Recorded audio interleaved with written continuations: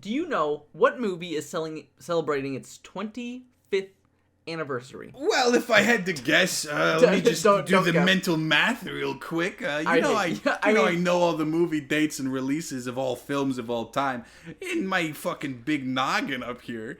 If I had to guess, I would. Are you referring to the Bruce Willis film Die Hard with a Vengeance?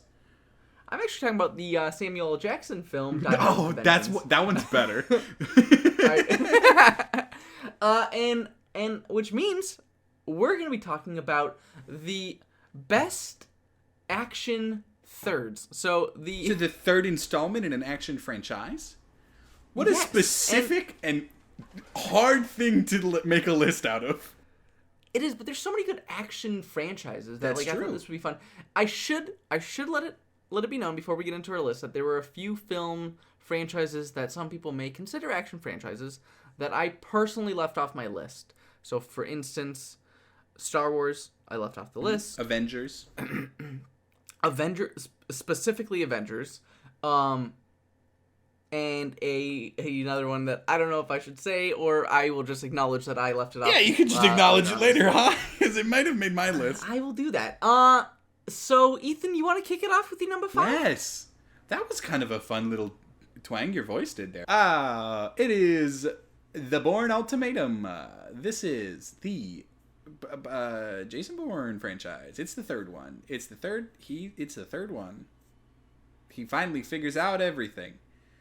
He learns it all. All the things. But leaves there enough to be a 10-year sequel. Honestly, I was going to put that on my list. And Solid action. I didn't. Great Matt Damon. I just haven't seen it in so long. Yeah. Same. Like, that's kind of why I'm not talking about it much, huh? No, like I get that. I remember watching the the trilogy all together and being like, "Damn, these movies fucking slap." But then I'm like, well, he uses a newspaper in one movie, a pen in another movie. There's a really cool car chase. And I know the story is cool, but it's I don't remember the third. I remember the third one, but I don't at the same time. That's why I left it off. My third one is remember how we said we weren't going to put Avengers movies on my list? My fifth one, and remember how we said we weren't going to put Avengers movies on our list? That's because I think Avengers isn't exactly action. However, I do consider Captain America movies to be action films, and that's why I put Captain America: Civil War as my number five. It's just it's a super solid Marvel film, and I think action wise, it's got some really good hand to hand combat. That opening scene with Crossbones, fucking slaps. The big airport fight scene, really good, and then also just the final fight with Bucky, Iron Man, and Captain America, classic. Also, really underrated villain was Zemo, who fucking actually did some damage to the Avengers with just a fucking videotape. Come on, give him. Well, I mean, really, it was Bucky that did the damage, huh? That's true, but he leaked the footage. And got it out there. Ethan, what's your number 4? My number 3. Your third number 4? My fourth number 3? Third. My fourth third. Damn. This is the finale. Let's not do that for the rest finale of Stieg Larsson's Millennium trilogy. The Girl Who Kicked the Hornet's Nest. This one does feature there's a character in this one that can't feel pain and is like a big muscle, like a heavy, you know? He's just a muscle. Right, but his nerve endings don't work. So you do got to put 2 bolts through his fucking feet, and basically the only way to stop him is by literally bolting him to the ground through his feet. So that's fun. My number 4, Ethan, is probably gonna be the most recent movie on either of our lists. And that is John Wick 3. The dog man. The dog man, and this time he gets a dog assistant. No, like a sidekick dog? I mean, yeah, actually. If they were in one of those motorcycles, he'd have this smaller... I guess he So just far? teams up with Halle Berry, who has like several dogs on her team. Okay. And this movie, Oh, so the this movie dog keeps- like, lady! John Wick exceeds in its just action choreography. Like, it's next level for choreography. In this film does stuff that I did not know was even possible to do in an action movie. Like, it weaponizes a fucking horse. Like, what? Also, there's just some crazy... You haven't seen this movie. There's some crazy knife fights that are so over the top, yet feel so real. It's so good. And Keanu Reeves, he excels in this kind of stuff. Like, hand-to-hand combat for Keanu, he's really fucking good at body acting. Give me your number 3, Ethan. My number 3 is Indiana Jones and the Last Crusade. Wow. Yes. So low. Well, this is an adventure action film, right? See? And it's got great action, but it's got better adventure, you know? So I think if I'm ranking it based on how good the action is, that's why it's number 3. But if I was ranking it on how good the movie is, it'd be a little bit higher. Does that make sense? Mm-hmm. Yeah, I don't need to explain what this movie is. It's Indiana Jones and the Last Crusade. Like, people know. Yeah. Yeah. Hey, side note real quick. If I would have actually finished the Vengeance trilogy, Lady Vengeance would probably be on this list, though, right? Oh, no, I haven't finished it. Okay. just so everyone knows. That's the trilogy that includes Old Boy for people that didn't know. There's a movie I left off my list that was almost on my list for a long time. I'm curious if it ended up on your list. I'll bring it up at the end of the podcast, at the end of the episode. My number 3 is definitely not the third installment in this character's filmography, but it's the third installment in this actor's portrayal of this character, and that is Skyfall. David, this is my number 2. Oh, is it really? Yeah. Hell yeah, dude. I just rewatched This is my number 2. I just rewatched this. Hold your breath fuck. and count to 3. I just Feel Daniel Craig move and then. Do you want to continue that? You can say no. You don't have to. It's the third one. Nope. In the Daniel Craig. And it's James Bond.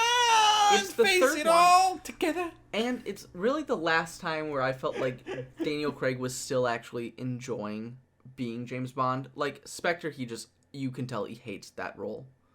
And I'm hoping it's not the same for Time to Die. Oh, well, we'll never know. I know. It's so sad. Skyfall's great, though. It's super debatably solid. the best James Bond film. Shot by Roger Deakins. Oh my god. Beautifully. The fucking octopus scene, or just the final scene. Oh my god. Also, love me some Javier Bardem. So good. So good. Very good film. Yeah. And you have Judi Dench doing a great job. You also got Q. This is the first one with Q in it. Ethan, my number 2 is the whole reason for this episode. Die Hard with a fucking vengeance. Yeah, it is good. It is good. so good. Okay, personally, I'm not gonna lie. Jeremy Die Hard. Irons? Oh, so good. I'm not gonna lie. Die Hard was the first R-rated movie I ever saw at a very young age. I fell in love with that movie, and then I fell in love with the character of John McClane. And like the second one, dude, I'm not really a fan of the fucking airport one. Like, I don't know, it's just not very good. Like, being with the character of John McClane is still enjoyable, but the third one is so smart in the whole Simon Says aspect to it. It's so much fun, and Samuel L. Jackson adds a whole different layer to this film that just perfectly plays off of John McClane's character, Bruce Willis's character, John McClane. I love it. Absolutely love it.